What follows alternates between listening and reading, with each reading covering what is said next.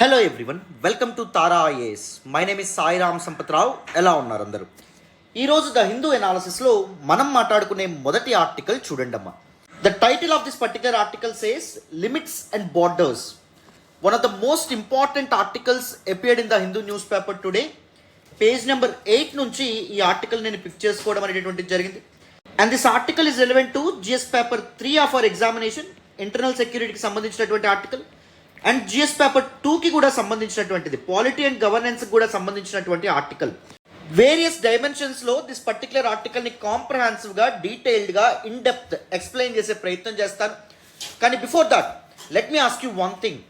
మన the Hindu analysis వెనక కానీ యూట్యూబ్లో అప్లోడ్ చేసుకున్నటువంటి అన్ని వీడియోస్ వెనక చాలా ఎఫర్ట్స్ ఉంటాయమ్మా, చాలా హార్డ్ వర్క్ ఉంటుంది, చాలా టైం ఇవ్వాల్సి ఉంటుంది. If you really want to acknowledge your efforts, please do hit that big fat like button. Explanation ఎలా ఉందో కామెంట్ చేయండి. మీ ఫ్రెండ్స్ అండ్ ఫెలో ఆస్పిరెంట్స్కి కూడా మన వీడియోస్ని షేర్ చేసే ప్రయత్నం చేయండి. ఇంకా ఛానల్ని సబ్స్క్రైబ్ చేసుకోకపోతే సబ్స్క్రైబ్ చేసుకోండి. మన తెలుగు రాష్ట్రాల నుంచి UPSC సివిల్ సర్వీస్ ఎగ్జామినేషన్కి ప్రిపేర్ అవుతున్నటువంటి ఆస్పిరెంట్స్ కోసం చాలా మంచి వీడియోస్తో మనం ముందుకు రాబోతున్నాం. మరి ఇప్పుడు without any further delay this particular ఆర్టికల్లోకి వెళ్ళిపోదాం, వినండి.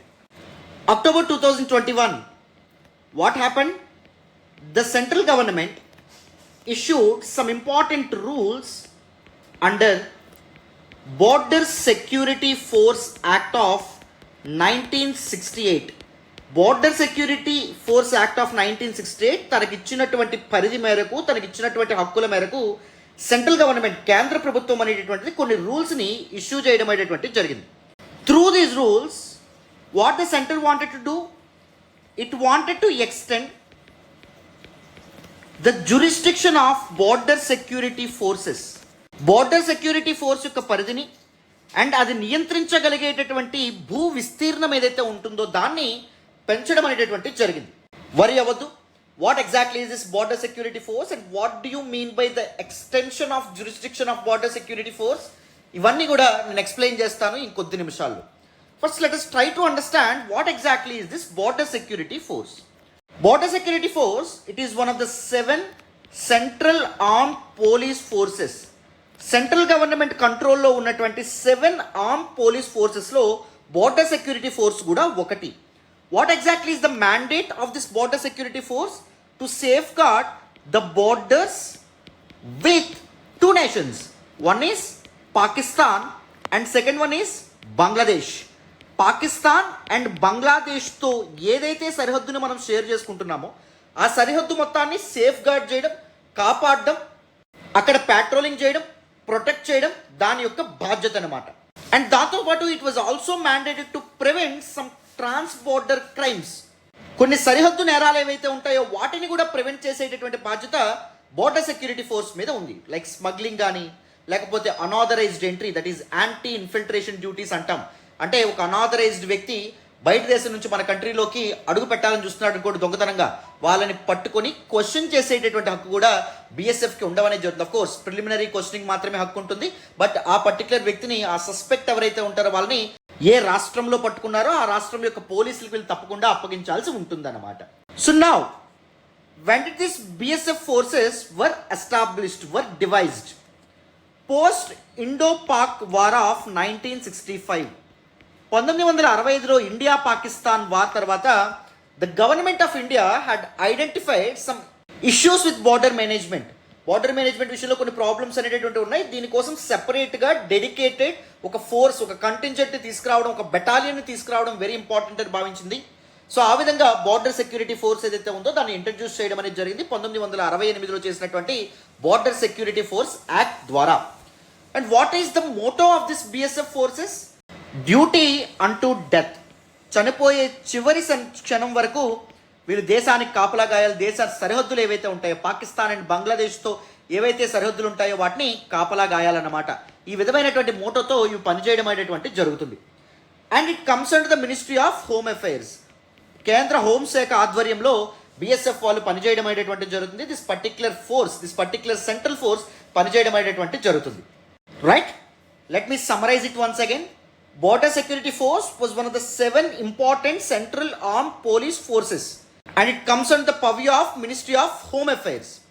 And what exactly is the mandate of this BSF, Border Security Force? To safeguard, to guard the borders with Pakistan and Bangladesh.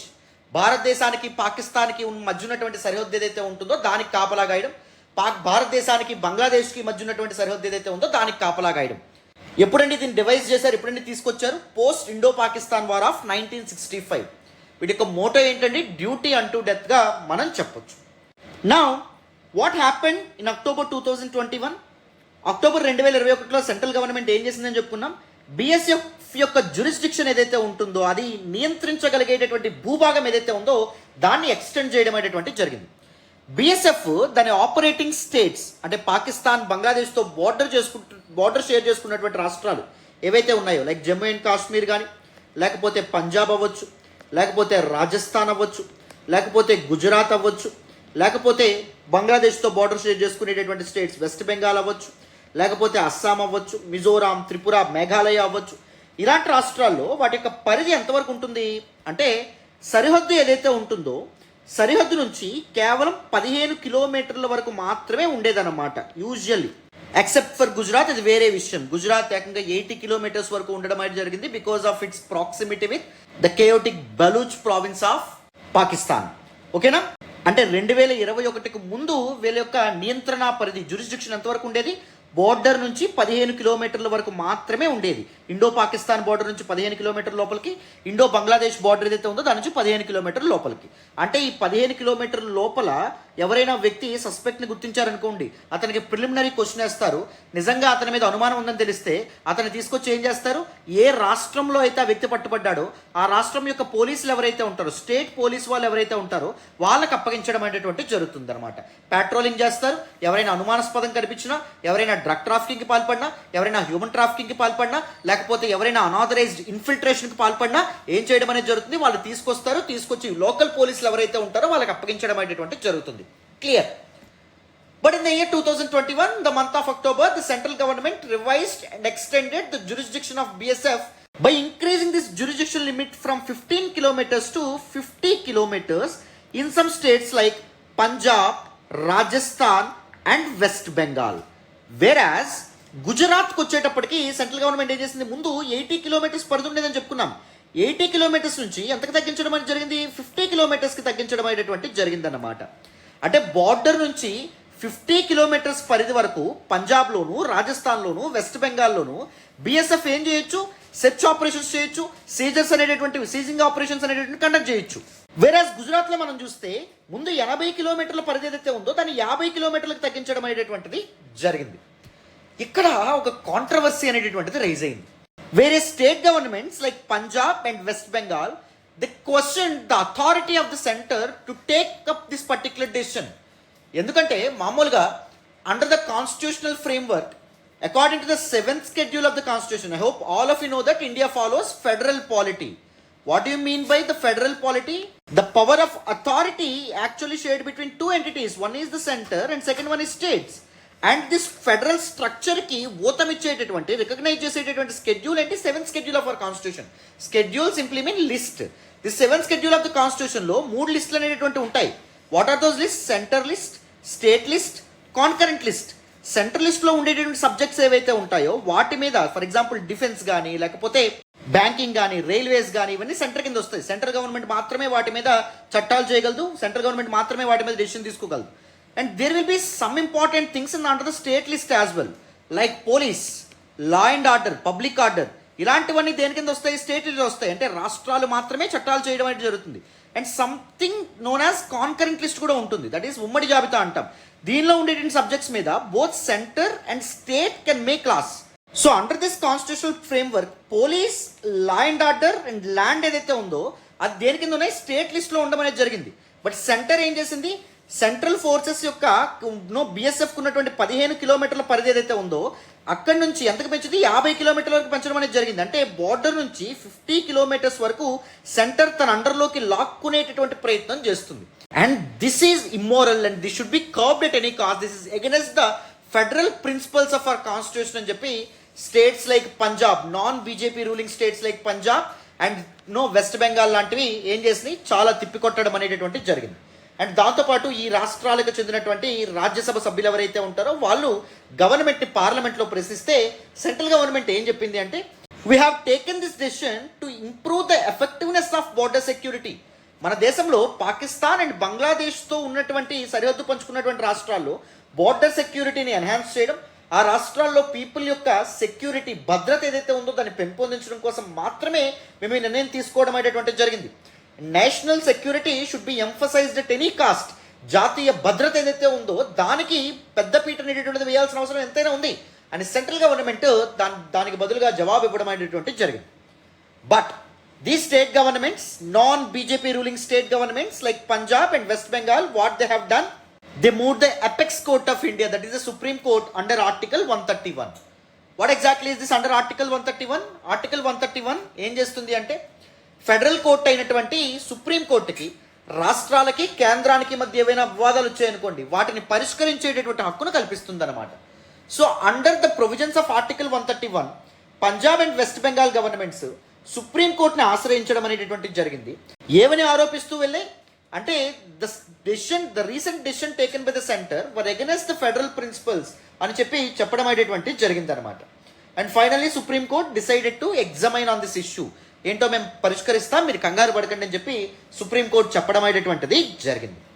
So ఈ కాంటెక్స్లో we need to look at the arguments in favour of this particular decision. What was the decision? Extending the jurisdiction of border security force. Border security force యొక్క జ్యూరిస్డిక్షన్ని 15 కిలోమీటర్ల నుంచి 50 కిలోమీటర్లకు extend చేయడం అనేటటువంటిది సరైనదేనా, లేకపోతే what exactly are some arguments against this particular decision, వాటి గురించి మనం మాట్లాడే ప్రయత్నం చేయాలి. జాగ్రత్తగా అటెన్షన్ పే చేసి వింటే మీకు క్లియర్గా ఎక్స్ప్లెయిన్ చేస్తాను, వినండి. First now let us look at the arguments in favor of this particular decision. First important thing, those people who are arguing that this decision is correct, వాళ్ళు ఏం చెప్తున్నారంటే వాళ్ళ యొక్క రేషనాలిటీ లాజిక్ ఏంటి, ఏం చూపిస్తున్నారంటే నేషనల్ సెక్యూరిటీ అనేటటువంటి కారణాన్ని చూపిస్తున్నారన్నమాట. జాతీయ భద్రత ఏదైతే ఉంటుందో దాన్ని కాపాడడం అత్యవసరం. మన రాజ్యాంగం ఉండాలన్నా, దిస్ ఫెడరల్ స్ట్రక్చర్ ఉండాలన్నా, లేకపోతే జనాల యొక్క ఆస్తులు కానీ వాళ్ళ యొక్క స్టాండ్ ఆఫ్ లివింగ్ కానీ మెరుగుపడాలంటే జాతీయ భద్రత చాలా ముఖ్యమైనటువంటిది. Is a foundation stone for any polity అని చెప్పి మనకి చాలామంది చెప్పడం అనేటటువంటిది జరిగిందనమాట. ఇప్పుడు బిఎస్ఎఫ్ యొక్క దీన్ని మనం జ్యూరిస్డిక్షన్ని పెంచడం ద్వారా, దాని యొక్క నియంత్రణ పరిధిని పెంచడం ద్వారా BSF can conduct more searches and more seizures as well. For example, border నుంచి 15 కిలోమీటర్లు కాకుండా 35 కిలోమీటర్ల లోపలికి ఎవరైనా ఆగంతుకులు చొచ్చుకుపోయారనుకోండి, ముందున్నటువంటి రూల్స్ ప్రకారం బిఎస్ఎఫ్ వీళ్ళని ప్రశ్నించే అధికారం ఉండదు, వీళ్ళకి వీళ్ళ మీద సెర్చ్ ఆపరేషన్ కండక్ట్ చేసేటువంటి అధికారం ఉండదు. స్పెషల్గా ద లోకల్ పోలీస్ ఎవరైతే ఉంటారో, స్టేట్ పోలీసు, వీళ్ళ మీద గురించి ఆలోచిస్తారా, వీళ్ళ గురించి ఏమైనా ఇది చేస్తారా, చర్యలు ఏమైనా తీసుకుంటారా, తీసుకోవడం అనేది జరగదు. Since BSF was mandated to protect or guard our borders with Pakistan and Bangladesh కాబట్టి బిఎస్ఎఫ్ ఇంకా ఎఫెక్టివ్గా పనిచేయగలదు. ఎఫెక్టివ్నెస్ ఆఫ్ బిఎస్ఎఫ్ అనేటటువంటిది పెరుగుతుంది అని చెప్పి కొంతమంది అంటున్నారన్నమాట. And second important thing, recent టైమ్స్లో క్రాస్ బార్డర్ టెర్రరిజం ఏదైతే ఉంటుందో అది విపరీతంగా పెరగడం అనేటటువంటిది జరిగింది. Many militant groups, militant outfits ఏవైతే ఉంటాయో అవన్నీ బోర్డర్ని దాటి ఇండియాలోకి ఎంటర్ అవ్వడం అనేటువంటిది జరుగుతుంది. అండ్ దాంతోపాటు డ్రగ్ ట్రాఫికింగ్, హ్యూమన్ ట్రాఫికింగ్ లాంటివి కూడా జరగడం అనేది జరుగుతుంది. In order to control all these malicious practices, BSF ఏదైతే ఉందో దాని యొక్క జ్యూరిస్డిక్షన్ని పెంచడం, దానికి ఇనఫ్ పవర్స్ ఇవ్వడం కరెక్ట్ అని చెప్పి కొంతమంది చెప్తున్నారన్నమాట. అండ్ దాంతోపాటు ఇంకొంతమంది ఏమంటున్నారంటే ప్రాక్టికల్లీ బిఎస్ఎఫ్ యొక్క జ్యూరిస్డిక్షన్ని పెంచడం వల్ల ఒరిగేదేం లేదని చెప్తున్నారు. ఎందుకంటే BSF had no powers to investigate or prosecute the offenders. ఎవరైతే పర్మిషన్ లేకుండా కంట్రీలోకి ఎంటర్ అయ్యారో వాళ్ళని బిఎస్ఎఫ్ వాళ్ళు ఏం చేస్తారు, పట్టుకుని వాళ్ళకి ప్రిలిమినరీ క్వశ్చన్స్ అడుగుతారు. నీ పాస్పోర్ట్ చూపించు, నీ పేరేంటి, నువ్వు మీ ఊరెక్కడ, నీ ఆధార్ కార్డు చూపించు, ఇలా అడుగుతారు. ఏవైనా అనుమానం వస్తే వాళ్ళు ఏం చేస్తారు, వాళ్ళు ఏమైనా ప్రాసిక్యూట్ చేస్తారా, వాళ్ళు ఏమైనా శిక్షిస్తారా, లేదు, తిన్నగా తీసుకెళ్ళి స్టేట్ పోలీస్కి అప్పగించడం అనేటువంటి జరుగుతుంది. So the power of investigation, the power of prosecution lies with the state police it self.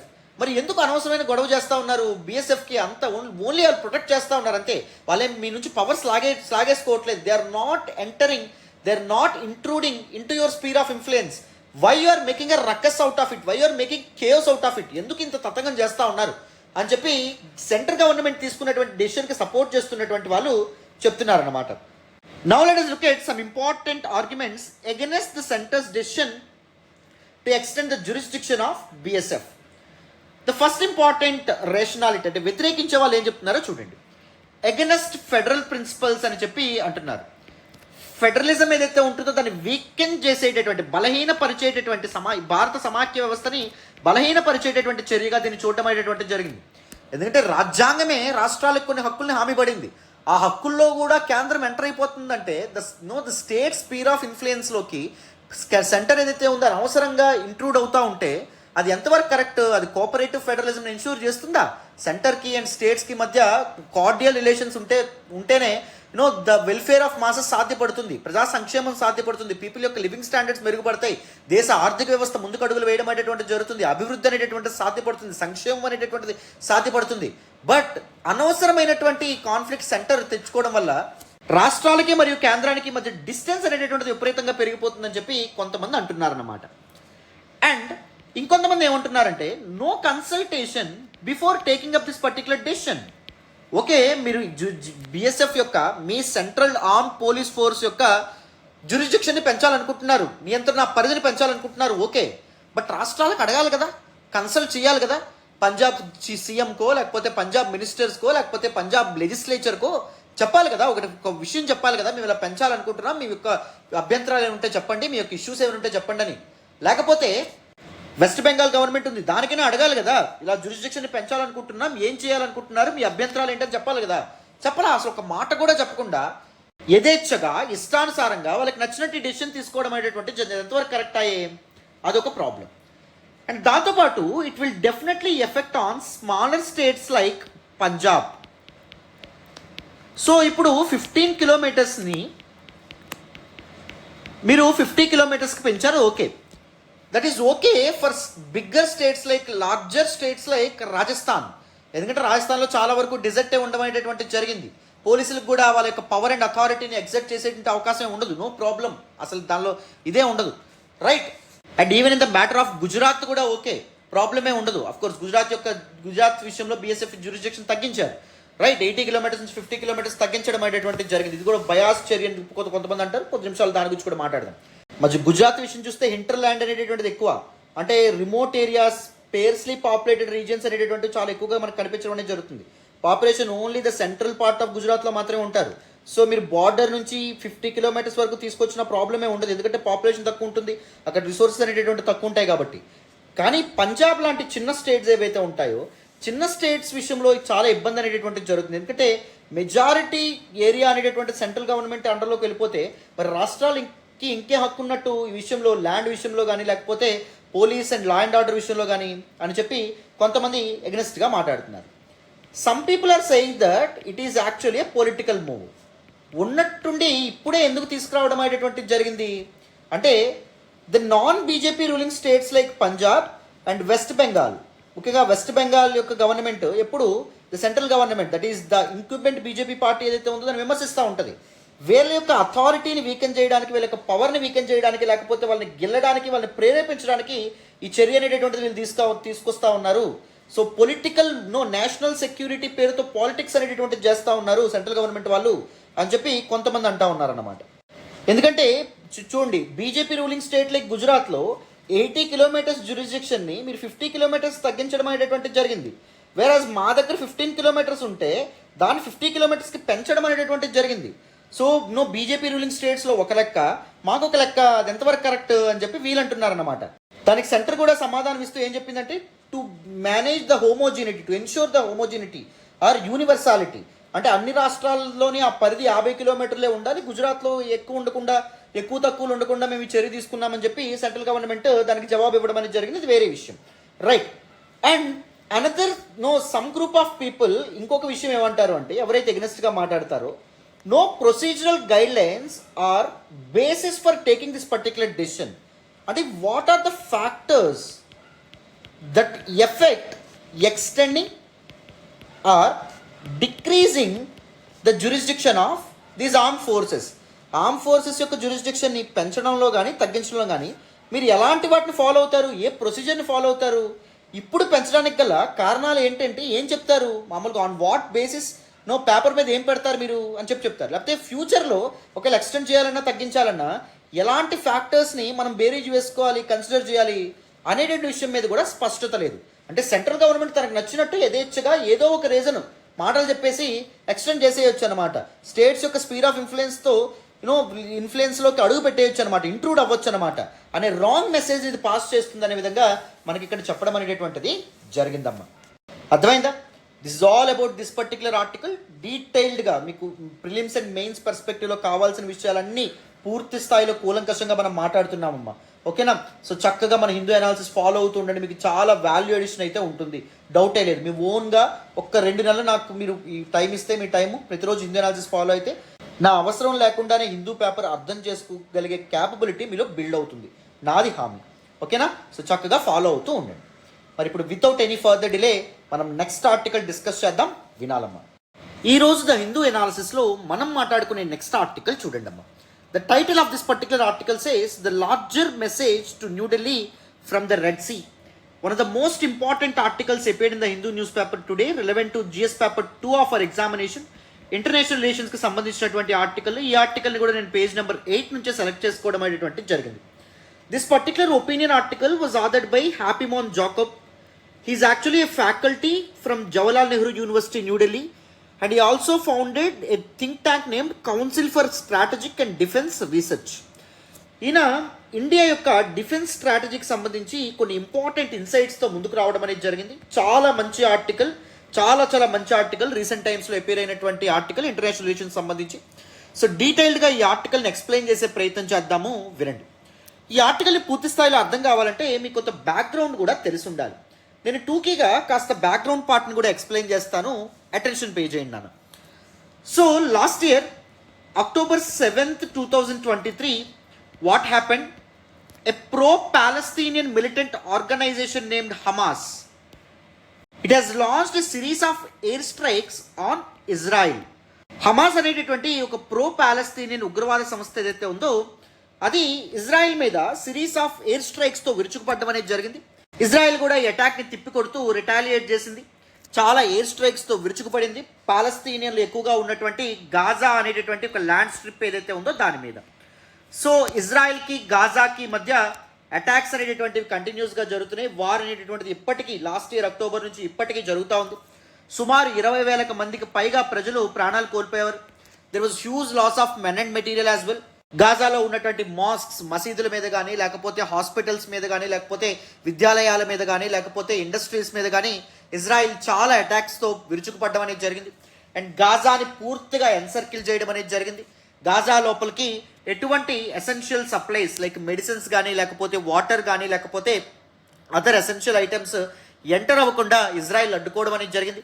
గాజాని ఒక ఓపెన్ ఎయిర్ ప్రిజన్గా మార్చడం అనేటువంటి జరిగింది. అంటే పైన మాత్రమే ఆకాశం కనిపిస్తుంది, చుట్టూ ఎన్సర్కిల్ చేయడం అనేటువంటి జరిగింది ఇజ్రాయిల్, అది వేరే విషయం. And this ongoing conflict between Israel and Palestine was actually spiraled into the other parts of West Asia. ఈ పర్టిక్యులర్ ఇదేదైతే ఉందో కాన్ఫ్లిక్ట్ వల్ల వెస్ట్ ఏషియా మళ్ళీ అతలాకుతలం అవ్వడం మొదలుపెట్టింది. మళ్ళీ ఇంకొక ఇంపార్టెంట్ కాన్ఫ్లిక్ట్ జోన్గా ఏర్పడడం అనేటటువంటి జరిగింది. సో ఇజ్రాయెల్ పాలస్తీన్ కాన్ఫ్లిక్ట్ యొక్క ఒక ఆఫ్ షూట్, ఒక బ్రాంచ్ కింద ఇంకొక ప్రదేశంలో కాన్ఫ్లిక్ట్స్ అనేటటువంటి మొదలైనవి. ఏంటది? యమన్. యమన్ ఎప్పటి నుంచో 2012 నుంచే సివిల్ వార్ని ఫేస్ చేయడం అనేటటువంటి జరుగుతుంది. అక్కడ ఒక స్టేబుల్ గవర్నమెంట్ లేనటువంటి పరిస్థితి. 2011లో ఏం జరిగింది అంటే అరబ్ స్ప్రింగ్ అనేటటువంటిది మొదలైందనమాట. What exactly is this Arab spring? It's a series of pro democratic movements happen in the northern part of Africa and దాంతోపాటు west and middle Asian countries. West and middle Asian కంట్రీస్లో ఎక్కువగా డెస్పోటిక్ rulers అనేటటువంటి వాళ్ళు rule చేసేవాళ్ళు 2011 వరకు. అంటే ఒక్కొక్కరు 20 ఏళ్ళు, 25 ఏళ్ళు, 30 ఏళ్ళు పనిచేయడం అనేది జరిగింది. ఎప్పుడైతే నియంతృత్వం అనేటువంటిది ఉందో, డెస్పోటిక్ రూల్ అనేటువంటిది ఉందో, there was complete absence of human rights, మానవ హక్కులు అనేటువంటి కంప్లీట్గా ఉల్లంఘనకు గురవడం అనేది జరిగింది. అందుకే with support from the west some pro democratic activist ఎవరైతే ఉన్నారో వాళ్ళు ఏం చేశారు, ఏ సిరీస్ ఆఫ్ మూమెంట్స్ ఏవైతే ఉంటాయో వాటిని కండక్ట్ చేయడం అనేది జరిగింది the various parts of northern Africa and దాంతోపాటు west Asia and middle Asia. ట్యునీషియాలో మొదలవ్వడం అనేది జరిగింది. మాకు డెమోక్రసీ కావాలని చెప్పి వాళ్ళు విరుచుకుపడ్డారు, మొదటిసారిగా మూమెంట్ స్టార్ట్ చేశారు. ఆ తర్వాత ఇతర ప్రాంతాలకు కూడా చేరింది. దీని కారణంగానే అరబ్ స్ప్రింగ్ కారణంగానే మనకి Syrian conflict, Syrian civil war అనేటువంటిది మీరు గమనించవచ్చు. లేకపోతే ఇప్పుడు యమన్లో జరుగుతున్నటువంటి కాన్ఫ్లిక్ట్, అప్పటి మొదలైనటువంటి కాన్ఫ్లిక్ట్ ఇప్పటికీ ఇది అవ్వలేదన్నమాట. సో ఈ కాన్ఫ్లిక్ట్ ఏదైతే ఉందో దీన్ని ఒక ఆపర్చునిటీగా మార్చుకుని యమన్లో ఉన్నటువంటి ఒక ఇంపార్టెంట్ ఇస్లామిక్ సెక్షన్ షియా ఇస్లామిస్ట్ అయినటువంటి హౌదీస్ ఎవరైతే ఉన్నారో వాళ్ళు రాజ్యకాంక్ష కోసం, అధికారం కోసం పోరాటం చేస్తున్నారు. ద ఎగ్జిస్టెంట్ యమనీస్ గవర్నమెంట్ ఏదైతే ఉందో, రికగ్నైజ్డ్ యమనీస్ గవర్నమెంట్ ఏదైతే ఉందో దానికి వ్యతిరేకంగా హౌదీలను ఎవరైతే ఉన్నారో వాళ్ళు పోరాటం చేస్తున్నారనమాట. యమన్లో ఉన్నటువంటి, ఇప్పుడు యమన్లో క్రైసిస్ ఎవరికి? హౌదీస్కి. అండ్ దాంతోపాటు the incumbent Yemenese government, recognized Yemenese government ఏదైతే ఉందో దానికి, and some stretches of Yemen అనేటటువంటిది ఎవరి కింద ఉంది? ఆల్ ఖైదా కింద ఉండమనేటటువంటి జరిగిందనమాట. యమనీస్ ఆల్ ఖైదా ఏదైతే ఉందో దాని కింద ఉంది.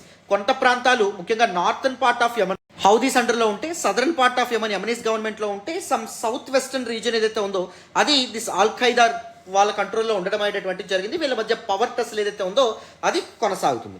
And there were some proxies as well. అంటే యమనీస్ గవర్నమెంట్కి ఎవరండి సపోర్ట్ చేస్తూ ఉన్నారు? సౌదీ అరేబియా సపోర్ట్ చేస్తూ ఉంది.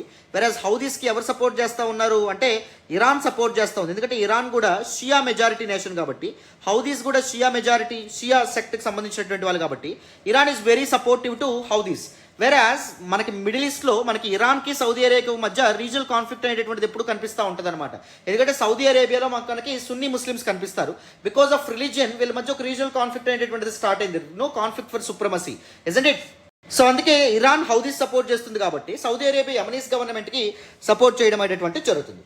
అయితే ఇప్పుడు ఏమైంది? ఎప్పుడైతే ఇజ్రాయెల్ పాలస్తీన్ కాన్ఫ్లిక్ట్ అనేటటువంటిది మొదలైందో, పాలస్తీనియన్ల మీద ఇజ్రాయిల్ ఎప్పుడైతే చాలా అరాచకాలకు, చాలా అటాక్స్కి పాల్పడడం అనేది జరుగుతుందో, ఎంతోమంది పాలస్తీనియన్లు ప్రాణాలు కోల్పోవడం అనేటువంటిది మొదలైందో, ద హౌదీస్ ఎవరైతే ఉన్నారో who is very sympathetic towards their fellow Palestinians, fellow Muslims, పాలస్తీనియన్స్కి సింపథెటిక్గా ఉన్నటువంటి హౌదీస్ ఏం చేశారు? ఇజ్రాయిల్ గాజా మీద తన అటాక్స్ అనేటటువంటివి ఆపకపోతే రెడ్ సీ గుండా పాస్ అయ్యేటటువంటి మెరైన్ షిప్స్ ఏవైతే ఉంటాయో, ట్రేడ్ షిప్స్ ఏవైతే ఉంటాయో వాటిని మేము ధ్వంసం చేస్తాం, అటాక్స్ చేస్తామని చెప్పి ఏం చేశారు? యమన్ పక్కనే రెడ్ సీ ఏదైతే ఉంటుందో, రెడ్ సీ గుండా ఫ్లో అవుతున్నటువంటి షిప్స్ ఏవైతే ఉంటాయో వాటి మీద అటాక్స్ చేయడం అనేటువంటి జరిగింది. And they never spared Indian ships as well. Indian ships మీద కూడా వాళ్ళ సిరీస్ ఆఫ్ అటాక్స్ అనేటువంటి లాంచ్ చేయడం అనేటువంటి జరిగింది. ఎందుకంటే Israel was backed by United States of America and India, రెండు ఎలైస్ అని చెప్పి ఈ హౌదీస్ ఎవరైతే ఉన్నారో వాళ్ళకు కూడా తెలుసు కాబట్టి. సో ఇండియన్ షిప్స్ మీద కూడా వీళ్ళు అటాక్ చేయడం అనేటువంటిది మొదలుపెట్టారు. And the Gulf of Aden and Red Sea ఏదైతే ఉంటుంది, రీజన్ ఏదైతే ఉందో, it is very busiest trade route అనమాట. చాలా షిప్స్ అక్కడ ఫ్లో అవుతూ ఉంటాయి. సో ఒకవేళ ఈ series of attacks from Houthis ఇది కంటిన్యూ అయింది అనుకోండి, ఏం జరుగుతుంది? గ్లోబల్ ఎకానమీ మీద కూడా ఇంపాక్ట్ పడేటటువంటి అవకాశం ఉంటుందన్నమాట. సో అందుకే హౌదీస్కి వ్యతిరేకంగా United States of America, UK కలిపి ఒక మ్యారిటైమ్ ఆపరేషన్ ఏదైతే ఉంటుందో దాన్ని కూడా స్టార్ట్ చేయడం అనేటువంటి జరిగింది. అది వేరే విషయం. అయితే ఈ రెడ్ సీ తతంగం ఏదైతే ఉంటుందో, ఈ రెడ్ సీ రీజియన్లో ఇండియన్ షిప్స్ మీద జరుగుతున్నటువంటి అటాక్స్ ఏవైతే ఉంటాయో వాటి నుంచి ఇండియా, మన భారతదేశం ఒక పెద్ద మెసేజ్ని నేర్చుకోవాలి అని చెప్పి మనకు ఆథర్ హ్యాపీమాన్ జాకబ్ ఎవరైతే ఉన్నారో అని అభిప్రాయపడుతున్నారు. ఏంటా మెసేజ్ అంట? ఇండియాకి ఫ్యూచర్లో ఒక కొత్త న్యూ టూ ఫ్రంట్ సిచ్యువేషన్ అనేటటువంటిది వచ్చిందంట. టూ ఫ్రంట్ సిచ్యువేషన్, రెండు వైపుల నుంచి ఛాలెంజెస్ అనేటటువంటివి ఇండియా రాబోతున్నాయని చెప్పి చెప్తున్నారు. ఒకటి కాంటినెంటల్ రీజియన్లో ప్రాబ్లమ్ అండ్ మ్యారిటైమ్ డొమైన్లో కూడా ప్రాబ్లం అని చెప్పి చెప్తున్నారన్నమాట.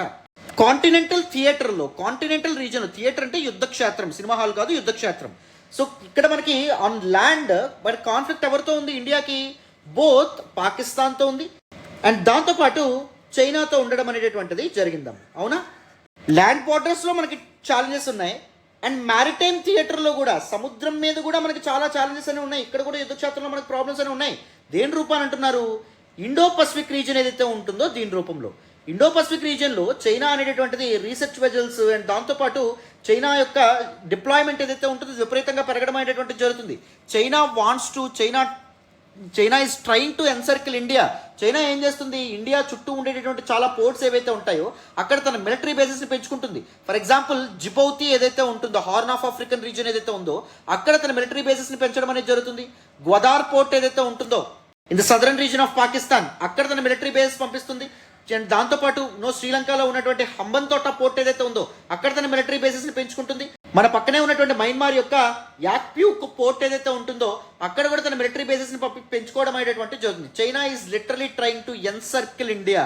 సో మనం ఓన్లీ కాంటినెంటల్ ఛాలెంజ్ మాత్రమే ఫోకస్ చేయడం కాకుండా ఇండో పసిఫిక్ రీజియన్లో కూడా మనం ఈ పర్టికులర్ సిచ్యువేషన్ కూడా మనం సీరియస్గా తీసుకోవాలి.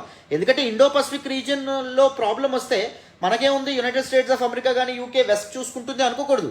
ఇండో పసిఫిక్ రీజియన్లో మొదలవుతున్నటువంటి, ఇంటెన్సిఫై అవుతున్నటువంటి, బ్రూయ్ అవుతున్నటువంటి ఈ న్యూ ఛాలెంజ్ని కూడా మనం యాక్సెప్ట్ చేయాలని చెప్పి చెప్తున్నారన్నమాట.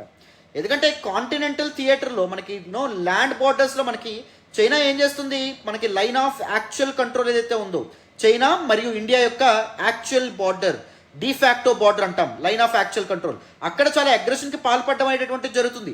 అండ్ దాంతోపాటు ల్యాండ్ బార్డర్కి దగ్గరగా ఇన్ఫ్రాస్ట్రక్చర్ని బిల్డ్ చేయడం అనేటటువంటిది జరుగుతుంది, రోడ్లు వేయడం అనేటటువంటిది జరుగుతుంది, బ్రిడ్జ్లు కట్టడం అనేటటువంటిది జరుగుతుంది, విలేజెస్ నిర్మించడం అనేటటువంటిది జరుగుతుంది. అండ్ దాంతోపాటు చైనా ఏం చేస్తుంది, తన యొక్క పీపుల్స్ లిబరేషన్ ఆర్మీ ఏదైతే ఉందో, చైనా యొక్క ఆర్మీ పీపుల్స్ లిబరేషన్ ఆర్మీ అంటాం, దాన్ని చైనా ఏం చేస్తుంది, మోడర్నైజ్ చేసేటటువంటి ప్రయత్నం చేస్తుంది, ఆధునీకరించేటటువంటి ప్రయత్నం చేయడం అనేటటువంటిది జరుగుతుంది.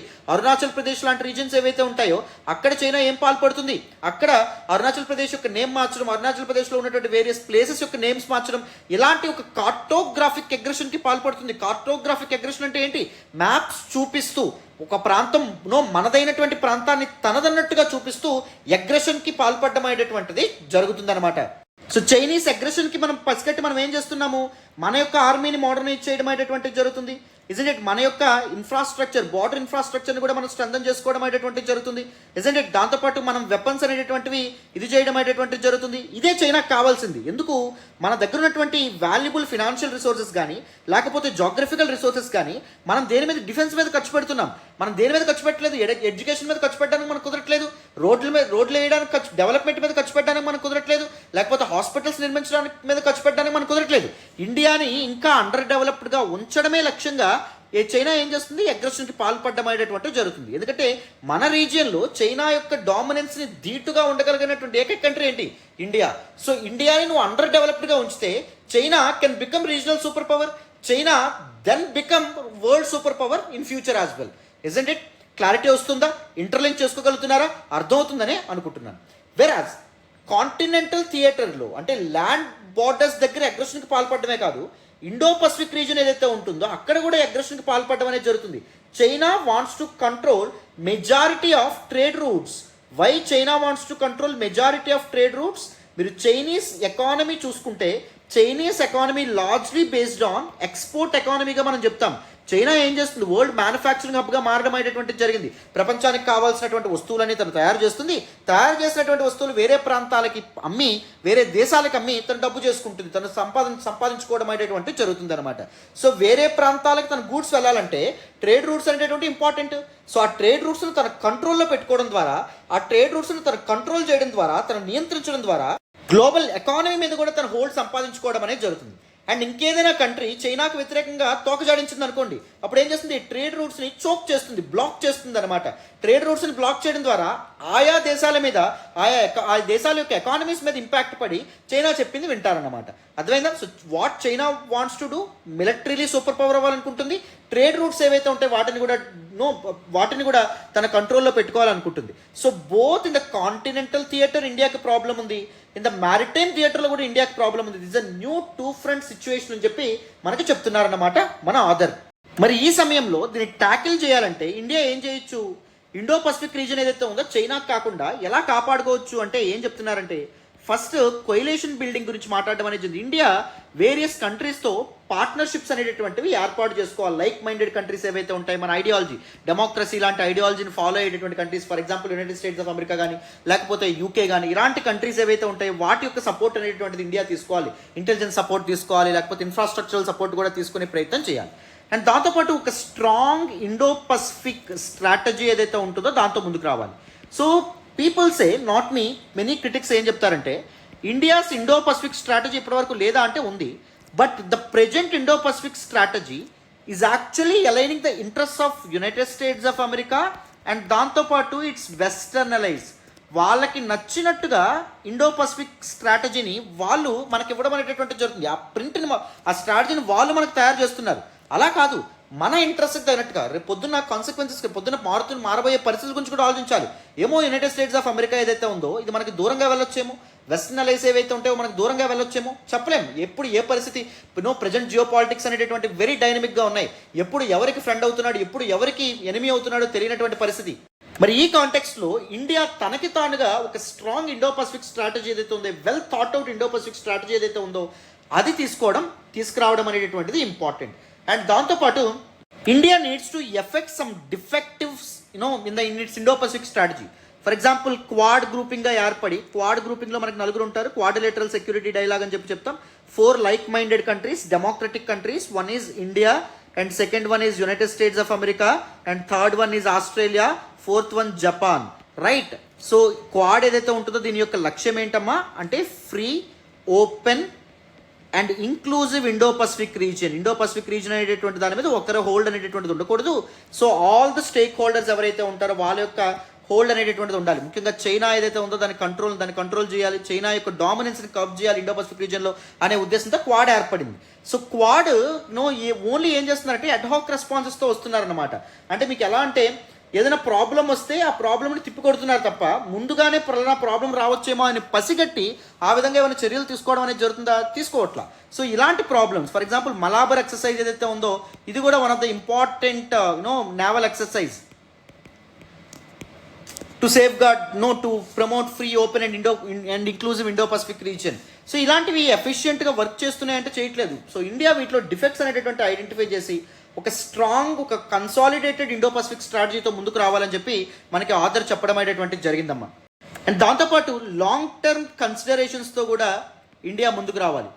సో దీర్ఘకాలిక ఆలోచనలు అనేటటువంటి ఉండాలి. ప్రస్తుతం ఏదో జరిగిపోతుంది, ఏదో అయిపోతుంది అనేటటువంటి విషయం మీద కాకుండా ఫ్యూచర్లో చైనా ఎలాంటి దీంతో ముందుకు రావచ్చు, ఎలాంటి స్ట్రాటజీతో ముందుకు రావచ్చు, సో చైనాని ఏ విధంగా మనం తిప్పికొట్టచ్చు, ఈ విధమైనటువంటి ఆలోచనలు ఇండియా చేసే ప్రయత్నం చేయాలి. అర్థమైందా? సో ఇవన్నీ మన ఎడిటోరియల్లో మెన్షన్ చేయడం అనేటువంటిది జరిగింది.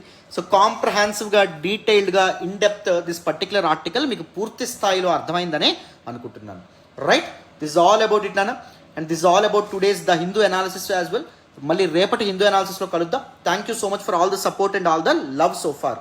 మళ్ళీ చెప్తున్నాను, మన హిందూ అనాలిసిస్ వెనక చాలా ఎఫర్ట్స్ ఉంటాయి, చాలా హార్డ్ వర్క్ ఉంటుంది, చాలా టైం ఇవ్వాల్సి ఉంటుంది. If you really want acknowledge your efforts, please do hit that big fat like button. Explanation ఎలా ఉందో కామెంట్ చేయండి. మీ ఫ్రెండ్స్ అండ్ ఫెలో ఆస్పిరెంట్స్కి కూడా మన వీడియోస్ని షేర్ చేయండి. సో గోయింగ్ ఫార్వర్డ్ నేను ఆర్టికల్స్ని కూడా నెంబర్ ఆఫ్ ఆర్టికల్స్ని కూడా ఇంక్రీజ్ చేసే ప్రయత్నం చేస్తాను. చాలా ఎక్కువ ఆర్టికల్స్ని, ఇంకా డైవర్స్ ఆర్టికల్స్ని కూడా మనం మాట్లాడే ప్రయత్నం చేద్దాం. ఎందుకంటే కొన్ని ఇనిషియేటివ్స్ లేకపోతే కొన్ని కమిట్మెంట్స్ అనేటటువంటి ఉండిపోయినాయి, నేను ముందు చేయాల్సినటువంటివి. అవి కంప్లీట్ చేసిన తర్వాత వితిన్ 15 or 20 డేస్లో కంప్లీట్ అయిపోతే ఫుల్ ప్లెడ్జ్డ్గా మనం ఎక్కువ నెంబర్ ఆఫ్ ఆర్టికల్స్ని డిస్కస్ చేద్దాం. ఓకేనా? రైట్ నాన్న, మళ్ళీ నెక్స్ట్ క్లాస్లో కలుద్దాం. బాయ్ అమ్మ.